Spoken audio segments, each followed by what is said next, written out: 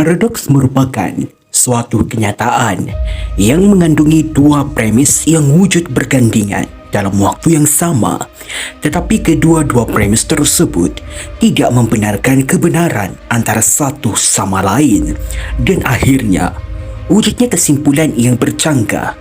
Walaupun boleh diterima akal, mungkin anda masih bingung mengenai makna dari paradoks. Secara mudahnya, paradoks adalah suatu kenyataan yang seolah-olah mencanggahi dirinya sendiri atau suatu kenyataan yang tidak mampu diselesaikan dengan akal logik.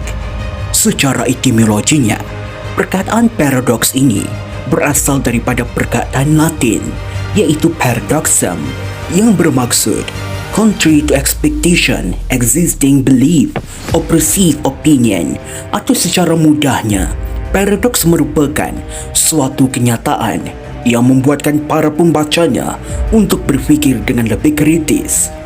Perkataan paradoks ini seringkali digunakan dalam konteks yang bercanggah atau bertentangan sehingga sulit untuk menemukan jawapan. Kenyataan dari paradoks bukan seperti soalan matematik, 1 tambah 1 berapa, tetapi kenyataan yang wujud dari paradoks adalah soalan dengan jawapan yang tidak terfikirkan oleh akal. Pada era moden ini, terdapat beberapa paradoks yang membuatkan para pembacanya menjadi kebingungan dengan soalan kerana soalan tersebut mempunyai jawapan yang bercanggah tetapi membawa kepada kesimpulan yang boleh diterima akal. Misalnya anda mempunyai mesin masa dan anda berpeluang untuk kembali ke masa lalu.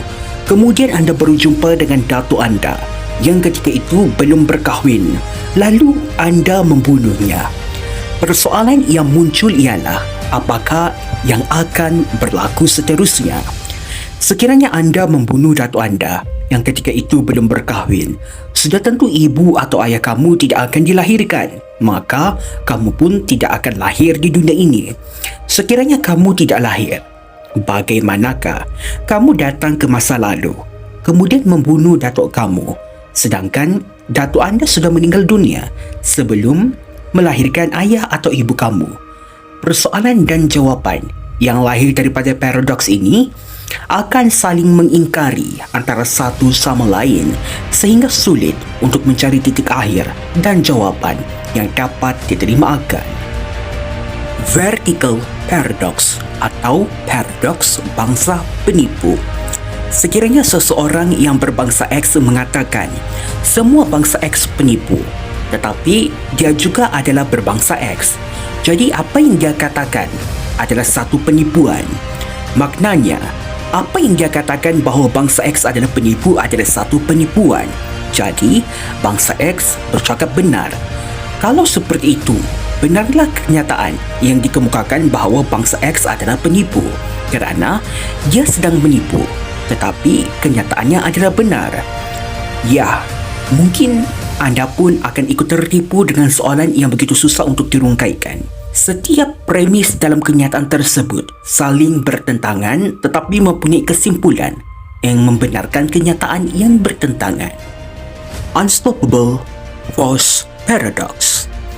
Dalam paradoks ini, kita semua akan diberikan dengan soalan yang bertanyakan mengenai apakah yang akan terjadi sekiranya satu tombak yang mempunyai kemampuan untuk menembusi semua jenis perisai yang ada di dunia ini bertemu dengan perisai yang tidak dapat ditembusi oleh mana-mana tombak di dunia ini.